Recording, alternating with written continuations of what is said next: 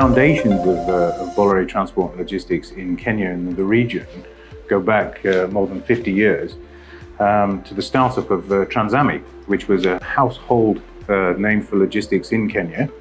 And then the Bolloré family bought into the equity of Transami in the late 1990s. And we then became SDV Transami.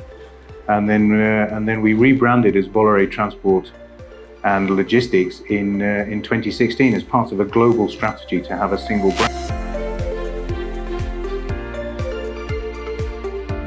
Bolloré Transport and Logistics, it's a company with nearly 200 years of pedigree. The Bolloré Group was founded in 1822. It has four distinct divisions. So you have Bolloré Logistics, which is the integrated global logistics company, which is one of the top 10 global integrated logistics companies. You have Bolloré Ports, which is the largest private port operator specifically in Africa, where we operate 16 port concessions and more than 30 CFSs and dry ports across the continent. The third vertical is Bolloré Rail. So we operate rail concessions in Ivory Coast and Cameroon. And the fourth is Bolloré Energy, which is the management of oil storage and oil pipelines in Europe.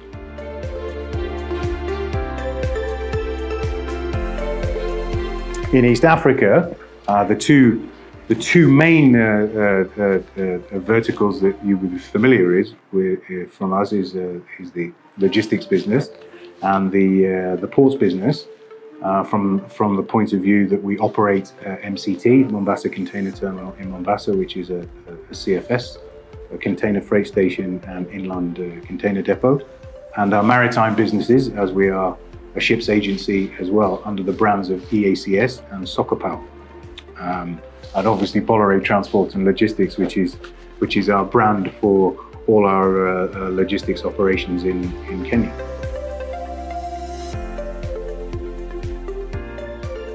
The logistics operations in Kenya comprise of many different aspects. Customs clearance, transportation, both road and rail, customs brokerage, sea freight imports, sea freight exports, commodity management, coffee, tea, industrial projects.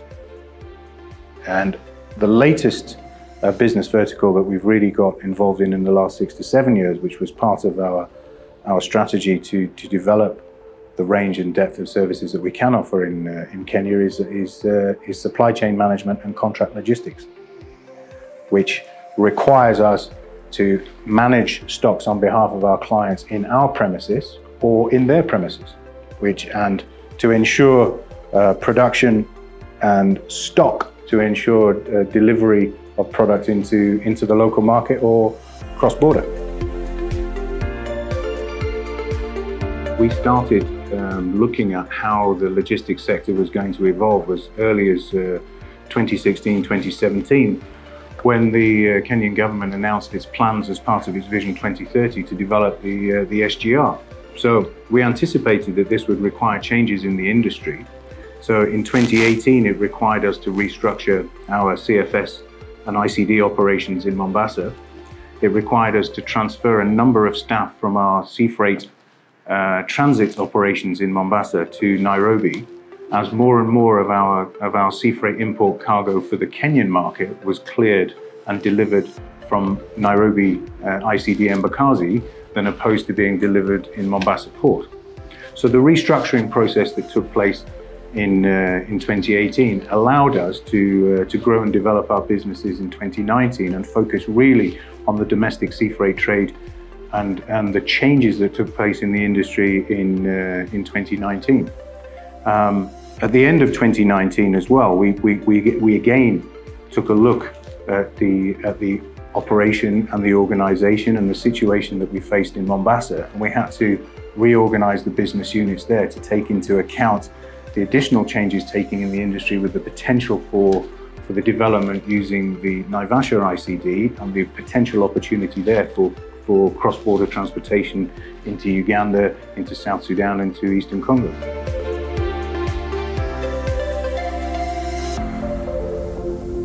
There's a number of different impacts, some positive and some negative.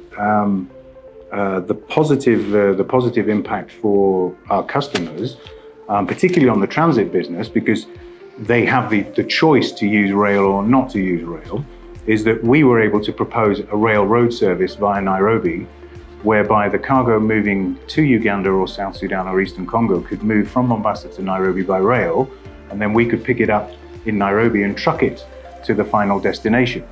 This meant that we could offer a cheaper cost of transportation, and this is primarily during the introductory tariff phase of the SGR, which meant that rail became an option for customers to choose. And I hope that that's going to be the case moving forward for the domestic cargo. I think the second benefit, which is a kind of inherent benefit, is that our carbon footprint was dramatically reduced, because up until the advent of the SGR, all the cargo we were moving into Nairobi was moved by road. And 100% of the trucks we were using diesel. So moving a large volume of cargo by rail certainly cuts down our carbon footprint. So there is a kind of latent benefit to the environment by utilizing rail as opposed to road. I think it's fair to say that there has been a tussle between private sector and public sector in terms of the management of transport routes. Naturally, the government has a vision, and the use of rail transport is part of that vision and an integral part of that vision. And from a logistics perspective, the movement of goods over long distances, rail should be a more effective and efficient means of transport. So the objective and the idea is laudable. And actually, to be fair, in terms of the actual physical operation, the SGR works. When a container is loaded in Mombasa, 8 hours later, it arrives in Embakasi ICD. But the balance between road transport and rail transport, and who decides the movement of that transport, the customer should be allowed to take that decision. And that decision should be based on a number of different criteria: price, quality of service,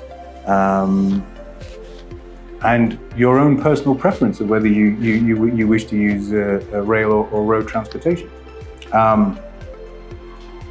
We're a huge supporter of the rail because we're one of the biggest users of rail transportation. Yes, because we are obliged to use rail for domestic sea freight import traffic, but also for transport cross-border, we have the option and we can choose to use rail or not to use rail. So where it's more efficient and where our customer has a preference, we will utilize the rail services. But at the end of the day, it should be more cost-effective to utilize rail services than road services, or not, and the customer must decide. As it stands today, we're obliged to use the railway. So I think we should, or the customer should be allowed to make a choice. The second is on the pricing. If you look at the pricing today between the total cost of moving a cargo from Mombasa to Nairobi by road or by rail, there's very little differentiation between the two. And my view is that rail should be a cheaper, more cost-effective solution than road transport. Today it's not the case. And this, of course, is creating conflict between road transport companies who are having to reinvent themselves and are being challenged in terms of their profitability, and obviously government directive.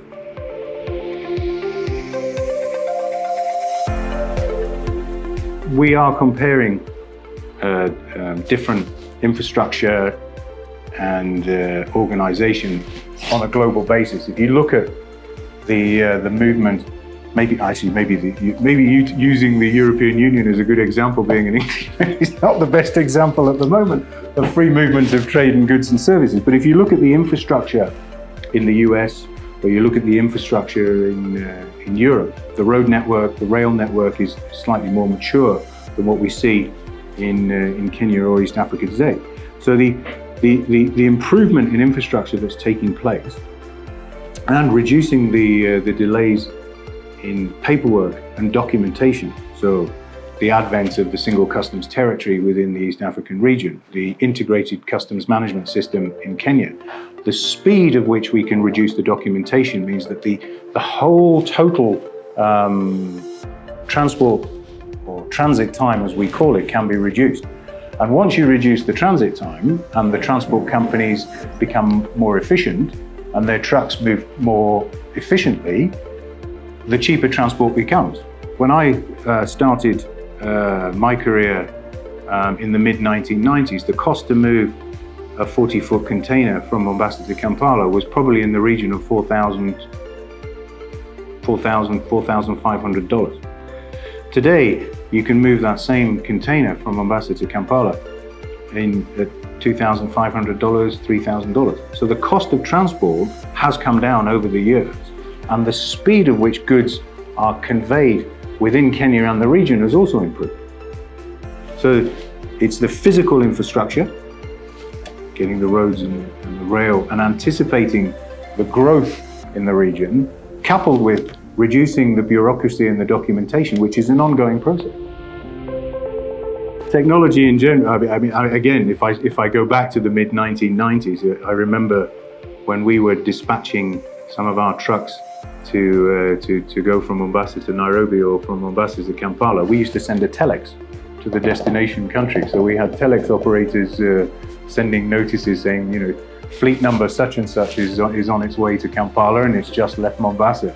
So just the simple technological advances of using GPS tracking on trucks so that you know the position of your truck and your cargo at any given time, which means you can feed real-time information back to your customers on the progress of the clearance and delivery of their cargo. The tracking, electronic tracking of seals, so to preserve the integrity of the cargo, coupled with electronic tracking systems so that you can inform your clients of where their cargo is at any given time. And also, without you having to do it, we have ourselves developed an online tracking platform, which we call Link, which allows a customer with a truck registration number or a file number or a container number to be able to go into a web-based platform which is available on their smartphone, put in that detail, and they can actually get the actual physical location of the cargo. So these are the ways in which we can embrace technology, and that's just in the transport space. If you look at contract logistics and warehouse management, we've just developed a new software. Is a warehouse management tool that allows us to ensure what stock and what inventory that we have in the warehouse at any given time, by batch, by production date, so that allows us to be able to inform the customer how much stock they're holding, how much is in the market, and it helps them plan better their production and their sales strategy. I see the use of more tech. I think this is an area which is growing in its importance and its development.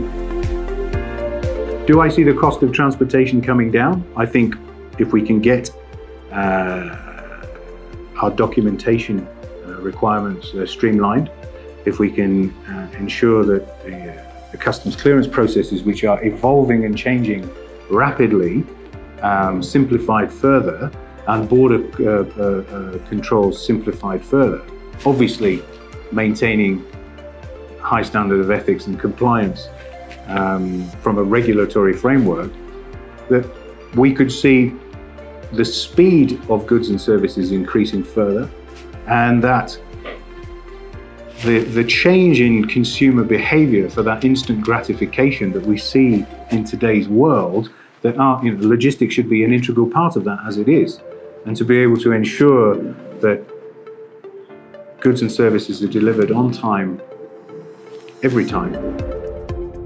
We have many interesting opportunities across the whole region. So the latest developments to add countries into the portfolio where Bolloré operates on this continent is Somalia. We opened up Bolloré Transport and Logistics Somalia late last year, so we've had a full year of operation in Mogadishu.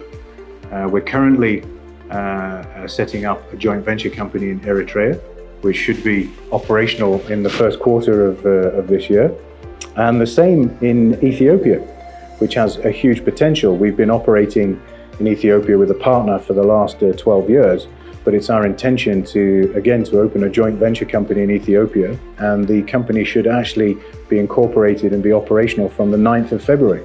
So it's very, very exciting opportunities that are taking place in the East, and particularly in the Horn of Africa. On what I call the Northern Corridor, sort of Kenya, Uganda, Eastern Congo and South Sudan, we've continued to develop our corridor solutions and to continue to invest.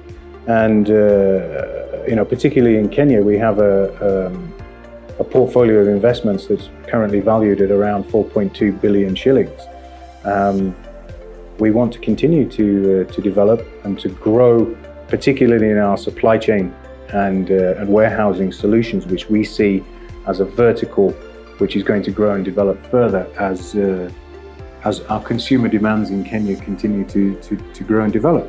So my view for Bolloré moving forward is that we've operated in Kenya, in the region, for more than 50 years.